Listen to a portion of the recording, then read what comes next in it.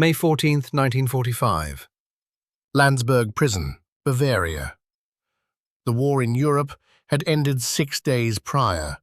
Celebrations erupted everywhere else: Paris, London, New York. Crowds flooding streets, soldiers grabbing strangers, church bells sounding for the first time in years. Landsberg had no celebration. Landsberg had a cell, stone walls, a single cot, a bucket in the corner, and a man on that cot who would be dead by morning.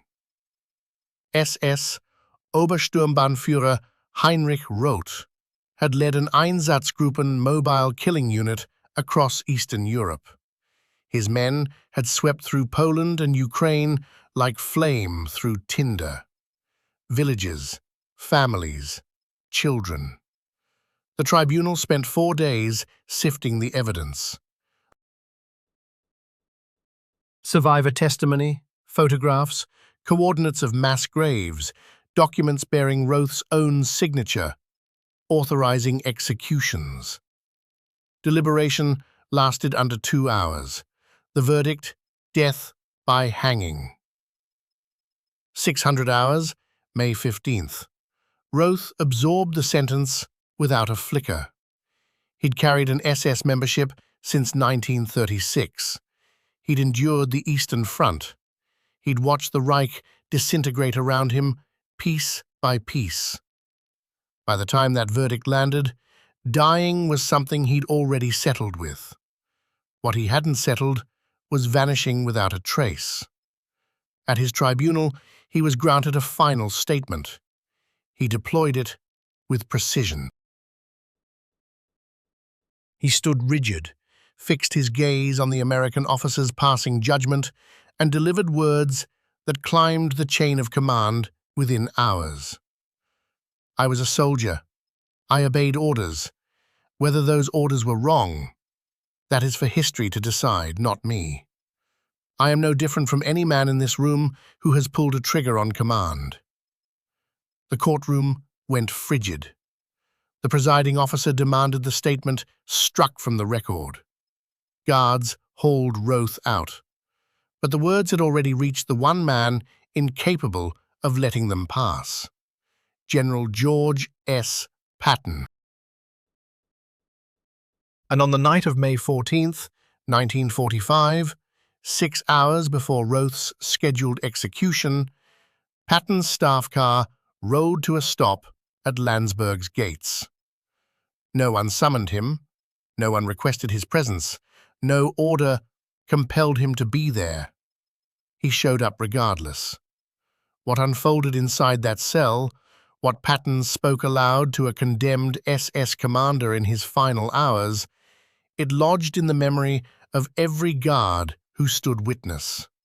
None of them forgot it, not until they were buried themselves. This is the account of what Patton said to the SS commander before the hanging. Before we go further, subscribe to the channel.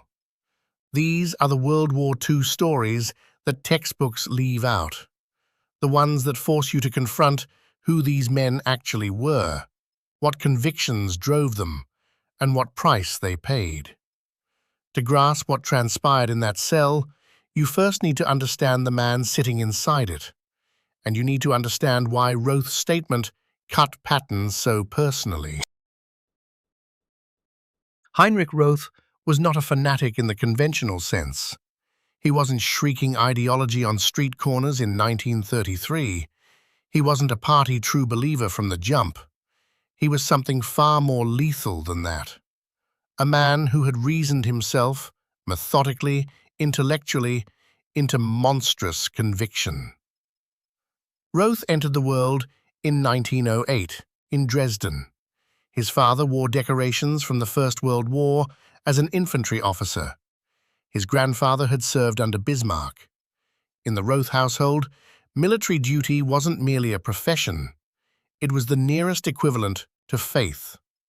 When Roth entered the SS in 1936, he wasn't fleeing hardship or grasping for authority. Doors were open to him. He held a university degree in law. He had connections. What he craved was a cause he deemed worthy of sacrifice. He located it in the doctrine of racial war. By 1941, as Einsatzgruppen units trailed the Wehrmacht into the Soviet Union, Roth had become a genuine convert, not to savagery for its own sake, to a mission, a cause he'd built an entire intellectual architecture to rationalize.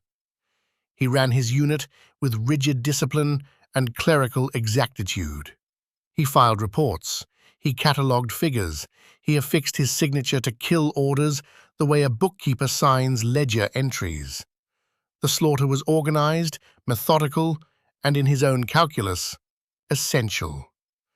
That is what made him authentically dangerous, and that is what made his tribunal statement so deeply corrosive. Because Roth didn't rise to defend murder. He rose to obliterate the line between himself and men who fought in lawful uniform. It was a lie, but an exquisitely engineered one, and it demanded an answer. Patton received the transcript of Roth's statement on the evening of May 13th. He read it once, set it down, picked it up, and read it again. His chief of staff, General Hobart Gay, was in the room. Gay later recalled that Patton didn't speak for nearly a full minute after that second reading. That was unusual. Patton almost always had an immediate reaction to everything. When he finally opened his mouth, all he said was, "Where is he being held?" Gay answered, "Landsberg." Execution was scheduled for the following morning. Patton folded the transcript, slipped it into his jacket pocket, and said he was going. Gay tried to talk him out of it. There was no military necessity. The trial was finished. The verdict was final. Turning up at a prison to confront a condemned SS commander the night before his hanging. That was the kind of decision that attracted unwanted attention, unwanted questions. Patton heard the entire argument out, then said, "He told that courtroom he was no different from us. I'm going to explain to him precisely how wrong he is, and I'm going to do it while he still has enough hours left to understand what I'm saying." Gay didn't push further. 40 minutes later, Patton's car was cutting through the Bavarian darkness toward Landsberg. The prison carried its own history well before 1945. Adolf Hitler had been locked up there in 1924. He'd written Mein Kampf in a cell on the upper floor. When American forces seized the facility in April 1945, nobody missed the irony. Now the prison held SS officers, war criminals, men who had built entire careers on the ideology Hitler had drafted in those very pages. When Patton pulled up to the gates, the duty officer nearly dropped his clipboard. No one had been informed, no preparations, no formal escort, no staff assembled. Patton walked in with 2 aides and a single MP, told the duty officer to take him to Roth's cell, and ordered him to leave once the door was opened. The duty officer hesitated. Protocol required a guard present during any interaction with condemned prisoners. Patton looked at him the way Patton looked at obstacles. "You can stand outside the door. Now move." They moved. Roth was awake when the door swung open. He sat on the edge of his cot, still wearing his SS uniform. The tribunal had permitted it. His posture was straight. Whatever else Roth was, he was not the kind of man who would spend his final hours slumped against a wall. When he saw Patton, something crossed his face, not quite surprise, closer to calculation. Roth's mind operated that way, even now, even here, assessing, measuring, trying to understand what this visit meant, what angle it could be worked from. Patton stepped into the cell. The door stayed open behind him. One aide stood at the threshold. The duty officer positioned himself in the corridor, out of sight but close enough to hear. For a long moment, neither man spoke. Patton studied Roth the way he had studied the bodies at Dachau 2 weeks earlier, with cold, total attention. The kind of gaze you fix on something you're trying to comprehend before deciding what to do with it. Roth held that gaze. He had faced Soviet artillery at Kursk. He was not going to flinch before an American general in a prison cell. Finally, Patton spoke. "You made a statement at your tribunal. I read it." Roth said nothing. "You said you were a soldier, that you followed orders, that you were no different from any man in that room who had ever pulled a trigger on command." Still nothing from Roth, but his jaw tightened, almost imperceptibly. "I want to tell you why you're wrong.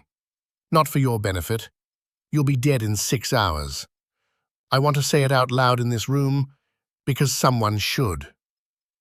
What followed was not a speech. Patton was not a man who prepared remarks for moments like this. What came out was direct, controlled, stripped of any performance. The guards, who later described it, said it sounded like a man settling a debt, like someone finishing a conversation that had been interrupted years ago. He started with the word soldier. "You called yourself a soldier. I've spent 30 years learning what that word means. A soldier fights other soldiers. He takes ground, holds ground, loses ground. He faces an enemy who has a weapon in his hand and a chance to kill him. That is what makes the act of war something other than murder. The risk is shared. The danger runs both ways. Do you understand what I'm describing?" Roth answered then, for the first time. His English was precise, accented. "I understand what you're describing. I disagree that it is the only definition." Patton nodded slowly, like a man hearing exactly what he expected to hear. "I know you disagree. That's the problem, because the definition you're operating from, the one that lets you sign those documents and still sleep, requires the people on the other side to be something less than human. You had to believe that first. Everything else followed." He stepped closer, not a threat, a deliberation. "The men I commanded, the ones who died in North Africa, in Sicily, in France, they understood the men across from them had mothers, had children, had something worth losing. They killed them anyway, because there was a war, and war demands that. But they never had to convince themselves those men weren't people. They never needed that lie to do what needed doing." Roth's expression shifted. The calculation drained out of it. Something harder settled in its place. Underscore, underscore, quote, underscore, 1, 2, underscore, underscore. Patton continued. Quote 13. A long silence. Roth finally spoke. Steady voice, but quieter than before. Quote 14. Quote 15. Patton said without hesitation. Quote 16. He didn't wait. Not because we were more ruthless, not because we were willing to cross lines you wouldn't cross. We won because we were right about what a human being is. You built a war machine on the premise that entire categories of people were disposable. We built ours on the conviction that every single one of our men was worth bringing home breathing. I spent 4 years trying to win battles fast, not for glory, not for ground. Because every extra day of fighting meant another 1,000 of my boys in the dirt. He stopped. Held Roth's gaze for a long moment. Roth was silent for nearly a minute. When he spoke again, his voice had lost its steadiness. Not broken, but something beneath it had come loose. Patton said. He reached into his jacket, pulled out the folded tribunal transcript, held it up. He returned the transcript to his pocket. Roth said nothing. Patton said, and his voice dropped for the first time. Lower, slower. He paused. Patton moved toward the cell door. He stopped at the threshold and turned back one final time. Roth still sat on the cot, still upright, but something in him had gone quiet in a way that had nothing to do with composure. Patton looked at him, not with hatred, not with contempt, not even pity. Something closer to finality. The face of a man, closed